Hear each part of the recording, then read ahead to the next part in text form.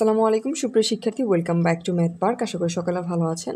আজকে আলোচনা করব অনার্স চতুর্থ বর্ষের সংখ্যাতত্ত্ব বা থিওরি অফ নাম্বারস নিয়ে।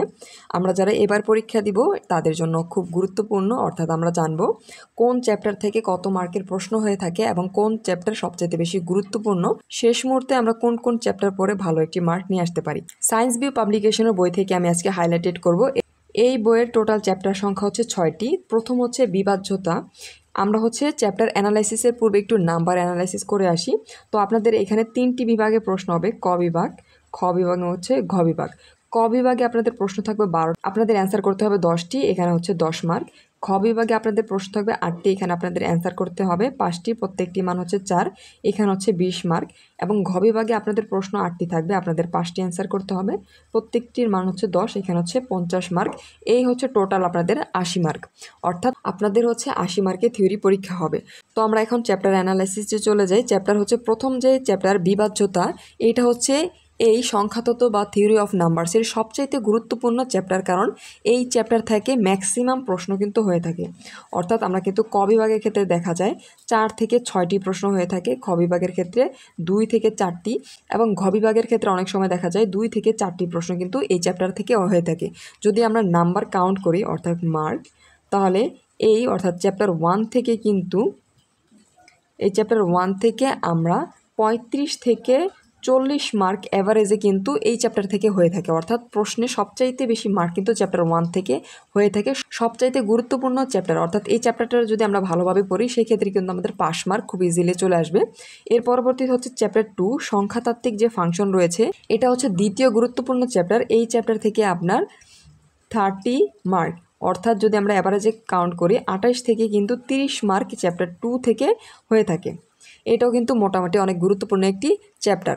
এরপর আমরা যদি চ্যাপ্টার 3 অ্যানালাইসিস করি, চ্যাপ্টার 3 হচ্ছে অনুসমতা। এই অনুসমতা থেকে কিন্তু প্রত্যেক বছর 25 থেকে 30 মার্ক, এটাও একটি গুরুত্বপূর্ণ চ্যাপ্টার, 25 থেকে 30 মার্কের প্রশ্ন কিন্তু হয়ে থাকে। এর পরবর্তী হচ্ছে চ্যাপ্টার 4। চ্যাপ্টার 4 হচ্ছে অবিরত ফাংশন।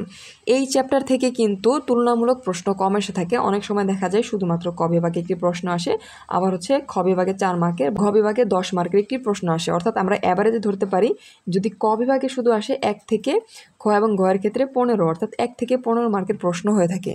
এমনও কিন্তু অনেক বোর্ড রয়েছে যেই বোর্ডে হচ্ছে চ্যাপ্টার 4 থেকে শুধুমাত্র একটি প্রশ্ন এসেছে, অর্থাৎ ক বা খ বা হচ্ছে ঘতে, তাই এটা হচ্ছে কম গুরুত্বপূর্ণ।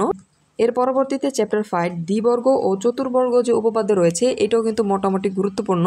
এইখানে কিন্তু ঘ বিভাগে প্রত্যেক বছর একটি প্রশ্ন 100% হয়ে থাকে। অর্থাৎ এটা যদি আমরা অ্যাভারেজে কাউন্ট করি, চ্যাপ্টার 5 থেকে আমাদের 10 থেকে 15 মার্ক, যদি ঘ বিভাগে আসে সেক্ষেত্রে 10 মার্কের একটি প্রশ্ন আসবে, আর খ বিভাগের সাথে আসলে 14 মার্ক। অর্থাৎ যদি খ বিভাগে আসে সেক্ষেত্রে শুধুমাত্র 4 মার্কের প্রশ্ন আমরা কমন পাবো।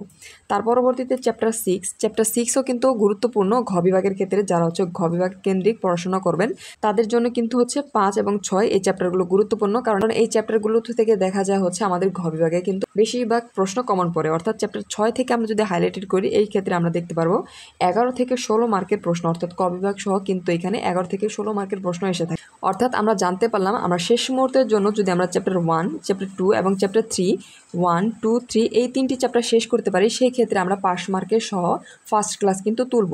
যারা A+ জন্য পড়াশোনা করবেন তাদের জন্য চ্যাপ্টার 1, 2, 3 এবং অবশ্যই 5 এবং 6 ব্যাকআপের জন্য রাখার চেষ্টা করবেন, কারণ এখান থেকে কিন্তু ঘ বিভাগে প্রশ্ন হয়ে থাকে। আমি আবারও বলছি, যারা হচ্ছে ফার্স্ট ক্লাস বা হচ্ছে পাস মার্কের জন্য পড়াশোনা করবেন তারা 1, 2 পড়বেন। যারা হচ্ছে ফার্স্ট ক্লাসের জন্য পড়াশোনা করবেন তারা 1, 2 এবং 3 ভালোভাবে পড়বেন, এবং যারা হচ্ছে A+ জন্য পড়বেন তারা হচ্ছে 4 বাদ দিয়ে পড়বেন। এবং যারা হচ্ছে ভালো একটি মার্ক অর্থাৎ 100% প্রিপারেশন নিয়ে পড়াশোনা করতে চান, অবশ্যই তারা সবগুলো চ্যাপ্টার পড়বেন। এই ছিল হচ্ছে শেষ মুহূর্তের জন্য chapter analysis theory of number. আশা করি সকলে বুঝতে পেরেছেন। যদি কোনো অংশে বুঝতে সমস্যা হয় অবশ্যই কমেন্ট সেকশনে জানাবেন এবং ম্যাথ পার্কের সাথে থাকবেন। ধন্যবাদ।